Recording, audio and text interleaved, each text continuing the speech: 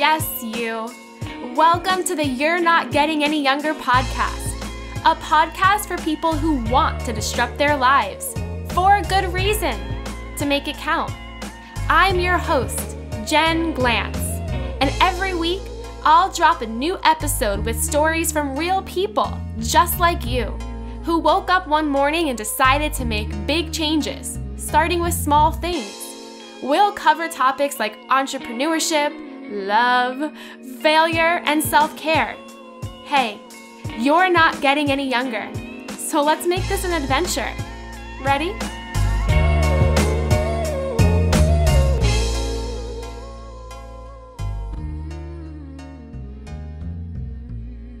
Today's podcast is brought to you by Thinkific. Thinkific is the #1 platform to create, market, and sell your own online courses or membership sites. They have revolutionized how individuals earn and learn online by building an all-in-one platform designed for both course creators and their audience.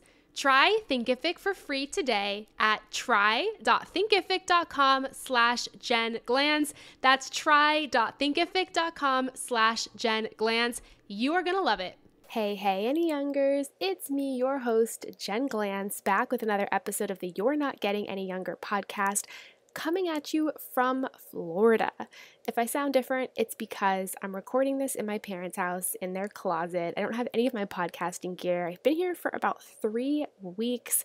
I came here for Thanksgiving and I'm still here in December because honestly, it's been a great change of pace being here. I mean, things when I'm here are a lot slower. We eat dinner at like 3 or 4, we go to sleep at 8, wake up at 5 or 6, and it's a different quality of life here. And to be honest with you, it's been an awesome break. By the time you're listening to this episode, I'll probably be on my way back to New York City.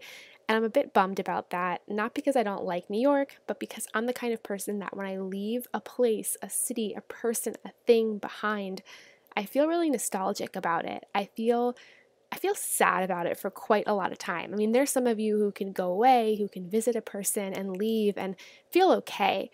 I make every place feel like home. So when I leave those places, that feeling just lingers with me. So if you see me around New York City for the next couple of weeks, give me a hug. Or because we're still in a pandemic, give me a high five from a distance or a virtual hug from a distance or however people are doing things these days. I never know if people want hugs anymore because we're still sort of in a pandemic. So I always do that awkward air hug thing in front of them as if to say I would give you a hug if it was okay, but you never know. I watch a lot of Hallmark movies here, all of the Hallmark Christmas movies, and I just watched one about the month of December and podcasting, which inspired me to do this episode today, all about how to slow down the month of December. I feel like the end of the year feels so fast, like it just speeds by, and before you know it, it's a new year. So a lot of what I want to talk about today is how to make the month of December actually matter and extend it. It's a busy month because we have so many holidays, so many obligations, our to-do lists are just jam-packed, and all of those things compounded together just make the time, the 31 days of this month, go by before we even understand what just happened or process or understand the closure that we deserve when it comes to the end of the year. So I have 3 challenges for you this month to help you slow down time. The first is to think about something that you can do every single day. What is a small thing that you can put into motion every single day to make your time count? Maybe for some of you, it's writing down one thing you're grateful for every single day. Maybe for others of you, it's spending the 31 days of this month texting one person every day, saying hello and checking in with them. Maybe it's spending 5 minutes every single day closing your eyes and meditating or taking a mini nap. But what is one tiny thing you can commit to doing every day this month that will help you slow down time, that will make every day matter and count, even through the holiday craziness and the end of year rush? Next, what's a medium-sized thing that you can do once a week? Now, this could be something that adds rest into your life, that gives you space in your life, that brings joy into your life, whatever it is. But what is that medium thing you can do once a week? Maybe once a week it's that you take yourself on an adventure or you buy yourself a gift during this holiday season. Maybe once a week it's that you organize a part of your life or your space. But what is that medium-sized thing that you can do every single week? And then finally, before the month passes, what is your big goal for the month of December? What is that big thing you want to accomplish that month?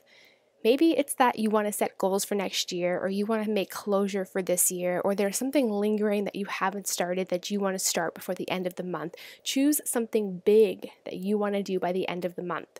So those are my tips for you in my short episode on 3 challenges to make December slow, because it is the fastest month of the year, even though it's one of the longest. Pick something every day for less than 5 minutes that you can do to make the days matter. Pick something medium-sized once a week to make the week feel like something you need it to feel like. And pick one big thing to make that month feel like it has a heartbeat and a purpose. Next time we talk in my next episode, I'm going to talk about how to break up with 2021. How do we have closure with this year? But for now, I want you to think about how you can spend this last month. Make it matter in all of the ways you need it to. I'm cheering you on. Until next week, when I'm back in New York, all my love, Jen Glantz.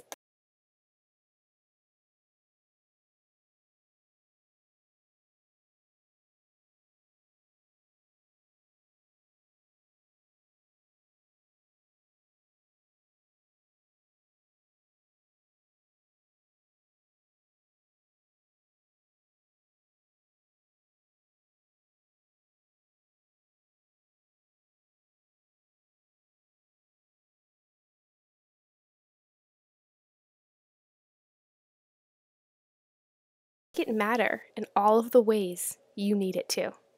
I'm cheering you on. Until next week, when I'm back in New York, all my love, Jen Glantz. Hey you!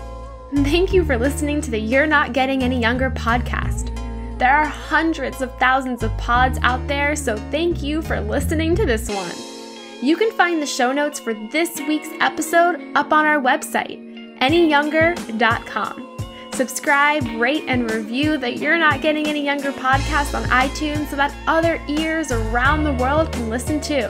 Oh, and join our secret You're Not Getting Any Younger Facebook group, where over 1,000 people are talking about how to disrupt their lives, for a good reason, to make it count.